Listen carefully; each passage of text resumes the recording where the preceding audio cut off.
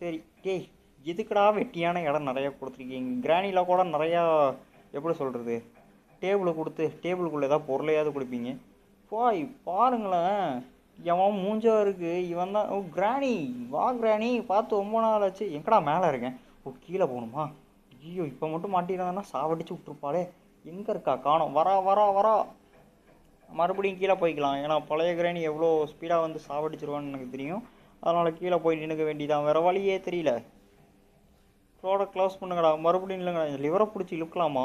வேண்டாம், இந்த சவுண்டு கேட்டு வந்துட போகிறோம். பாருங்களேன் எந்த அளவுக்கு ஷார்ப்பாக இருக்குது பாருங்களேன் அதில் இருக்க முள். இவனுங்களோட சாவடிக்க முடியல. ஒரு துப்பாக்கி மட்டும் கிடைக்கணும். டே கிளவா, உன்னையும் இந்த கிராணியை போட்டு தள்ளிடுவான்டா. சாவடிக்கிறீங்களா ஒவ்வொருத்தனையும் பிடிச்சிட்டு?